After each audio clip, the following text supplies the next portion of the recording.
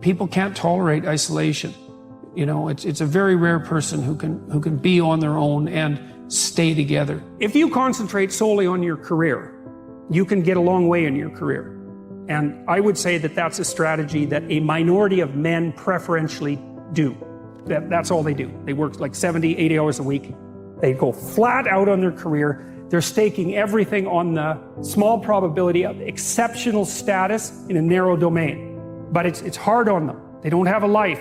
It's very difficult for them to have a family. They don't know how to take any leisure activity. Like, they get very one-dimensional. Now, it may be that unidimensionality is the price you have to pay to be exceptional at one thing, right? Because if you're going to be something like a genius-level mathematician, and you want to do that, or a scientist, say, it's like you're in your lab all the time, you're working 70 hours a week or 80 hours a week, you're smart, you're dedicated, you're unidimensional, and that's how you get to beat all the other people who are doing that. It's the only way. But the problem is you don't get a life.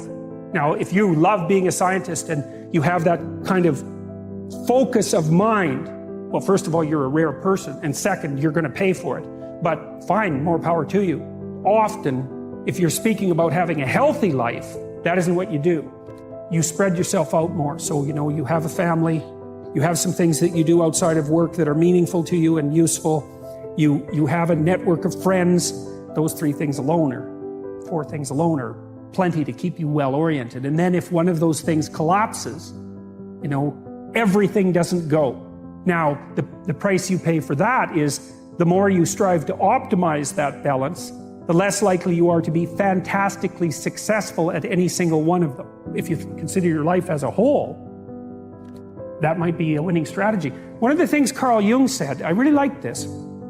He thought that men went after perfection and women went after wholeness. There's something different at the top of the value hierarchy. So perfection would be stake it all on one thing and look for radical success. Not that all men do that, because they don't, but we're talking about extremes, at least with regards to the men that do that. The wholeness idea is more like, it's like I want one thing in my life to be 150%, or I want 5 things in my life to be 80%. Well, there's a lot more richness in a life where you have 5 things operating at 80%, but you're not operating at any of them at 150%. I've met many people who are very, very rich. And you can look at their lives and they have these huge houses and material plenty, and they're shielded from many catastrophes that would hit someone without those resources harder. But their lives are still full of exactly the same troubles that characterize human life in general. And so you compare yourself on one dimension. You don't see, well, the person's worked 80 hours a week for 40 years and it's blown all his relationships out of the water. It's like, yes, he's rich, but he's also old now. You know, he's 60. And one of the best predictors of wealth is age. You know, really, do you want to be young and poor or old and rich? It's like, I'd pick young and poor, because you can't buy youth. And that's something that's worth considering. But you don't know what burdens the people you're jealous of are carrying. And if you're in an organization that only rewards the exercise of power, the probability that that organization is going to fail in totality is extraordinarily high.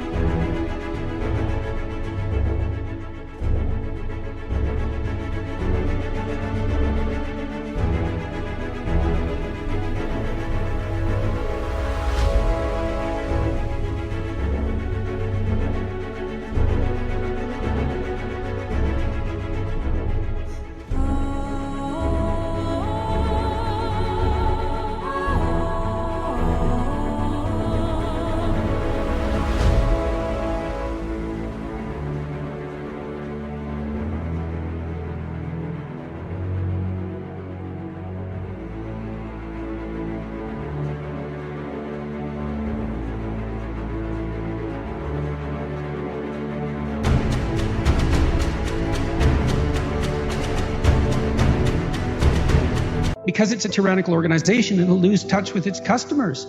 So the C-suite types, they're working nonstop. Corporate lawyers in New York, you know, they make $700 an hour, but they work all the time. And there are people who are suited for that. But it isn't obvious that that's for everyone, or that it should be, or that it's even desirable. Now, it's a temperamental issue to a large degree. You know, many of those people are hyper-conscientious. And so if they'll work, wherever you put them, what they would do is work. That's who they are. And it's biological as well. You know, you think that the people who run things are sitting at home smoking big cigars and like telling their minions what to do. It's like, that's like the 1920s millionaire that's on the cover of the Monopoly game. That's no sociological analysis. I know lots of people like that, and they work all the time, from the second they wake up till the second they go to sleep. And they don't just casually work, you know, because I know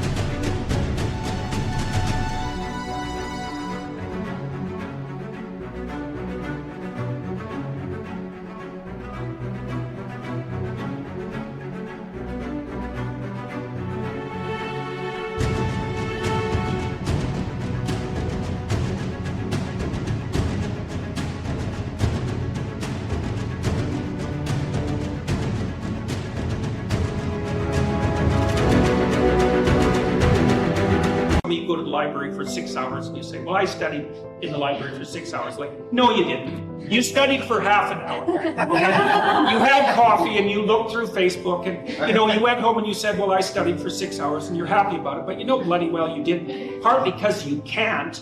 You know, I can only read for about 3.5 hours till I'm done. And I'm pretty good at it. So these people who are running things, there's corrupt people, obviously, but the vast majority of them, first, are self-made, and second, they're so bloody efficient and smart, you cannot believe it. And they work 80 hours a week. And most of them happen to be men. And why is that? Because there are a small number of insane men who will do nothing but work 80 hours a week. And no matter where you put them, if you put them in the middle of a forest with an axe, all they would do is run around chopping down trees. Well, you want to be an outstanding scientist. It's like, okay, really, that's what you want. Because that means that's what you do. Because you're competing with other people. You know, they're smart, they're hardworking, and if you want to be at the top, you have to be smarter and work harder than any of them. And working hard means working long hours. I mean, it also means working diligently, but if I'm smart and hardworking and I can crank out for 70 hours a week, and you do it for 30, it's like, in 2 years, I'm so far ahead of you, you will never, ever catch up.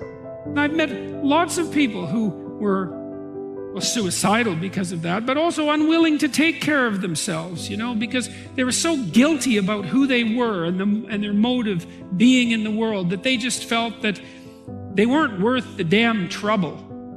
There is a spark of divinity within us, and it is possible that the fact that you have that spark of divinity with you also means that you have the capability to withstand that terrible vulnerability.